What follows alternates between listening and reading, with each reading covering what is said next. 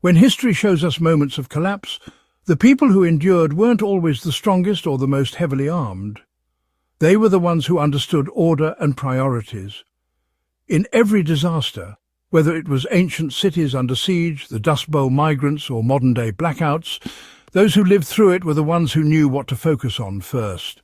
Panic scatters effort, but a clear plan turns chaos into survival. Let's walk through the 10 survival priorities that have kept people alive across centuries and how you can apply them practically today. Securing clean water must always come first. The average person can live 3 weeks without food, but rarely more than 3 days without water. Contaminated water kills more people in disasters than bullets ever have.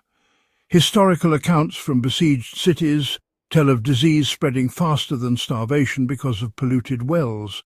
A practical plan is to store at least 1 gallon of water per person per day, with 2 weeks as a baseline. Beyond storage, you need purification, unscented bleach, boiling methods, or a small portable filter. Even a simple trick, 2 drops of household bleach per litre, left to stand for half an hour, can keep your supply drinkable. Shelter and warmth keep you alive longer than food. Exposure takes lives faster than hunger. When the grid goes down, hypothermia or heat stroke become real threats. Prioritize shelter first, a solid roof, a windproof corner, or even layered blankets and tarps. In cold weather, an old wool blanket or a reflective emergency blanket can mean the difference between a shiver and a freeze. Always think in layers. Insulate yourself from the ground, cover yourself from wind, and conserve body heat with proper clothing. Fire gives you heat, cooking, and psychological security. History's survivors, whether soldiers on campaign or pioneers crossing plains, always carried tinder and a way to spark flame. Fire boils water, cooks food, dries clothes, and signals for help. Keep at least 3 ignition methods: waterproof matches, a lighter, and a ferro rod if you're serious. A small supply of dry tinder stored in a sealed bag ensures you're not fumbling with wet wood when conditions turn bad. Food sustains energy, but it really must be compact and practical. Food is a priority, but only after water and shelter are secured. Stockpile items that store for a long time, cook easily, and give you energy. Rice, beans, oats, canned fish, and peanut butter have, honestly, kept millions alive during wars and depressions. Keep a rotation system in your pantry. Eat the oldest, replace with new, to avoid waste. In a true crisis, even 1,500 calories a day can keep you functional if balanced with fats and proteins. First aid and health prevent small injuries from becoming deadly.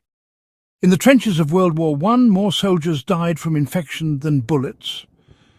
A basic medical kit stocked with bandages, antiseptic, pain relievers, and oral rehydration salts stops simple cuts or diarrhea from spiraling into life-threatening problems. Learn to clean wounds properly and change dressings daily. Without medical access, small mistakes grow fatal fast. Security protects your supplies from becoming someone else's. When desperation sets in, people turn on one another. Protecting your resources is just as vital as gathering them.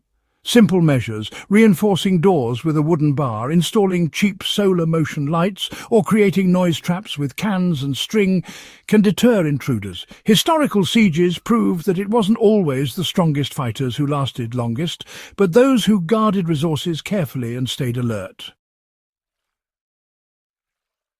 Sanitation and hygiene, keep disease at bay. The collapse of waste systems is honestly one of the first and deadliest results when everything goes wrong.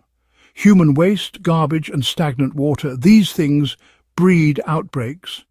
So designate a waste pit or maybe a bucket with a lid, make sure to store soap and bleach, and, wash your hands regularly.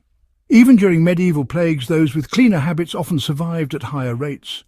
A single bar of soap, believe it or not, is one of the cheapest life-saving tools in any crisis. Communication connects you to information and allies.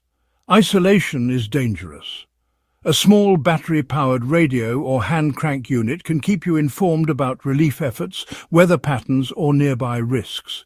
Family or group plans must include signals, whistles, flashlights or meeting points to avoid confusion. In every war and blackout, the people who maintained contact lines always adapted faster. Mobility gives you the option to leave when staying becomes deadly. Sometimes the fortress becomes a trap. Knowing when to move and having a prepared bag ready makes the difference. A sturdy backpack with a day's worth of water, high-calorie snacks, a map and a flashlight means you can relocate before disaster overtakes you. Practice carrying your kit and walking a few miles so you know your limits in advance. Mental resilience and routine hold everything together. History shows us that the survivors of prisoner of war camps, long sieges, or wilderness ordeals didn't just rely on resources, they relied on mindset, maintaining a daily routine, small tasks, and discipline in hygiene and watch duty prevents panic and despair. Faith, journal writing, or group morale rituals have carried entire communities through when supplies ran low. In survival, order is everything. Water before food, shelter before comfort, security before luxury. By remembering these 10 priorities and preparing them in advance, you build a framework that holds steady no matter what form disaster takes.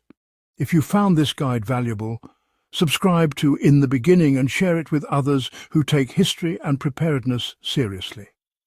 The more people understand survival priorities, the more resilient our communities will be when the next test arrives.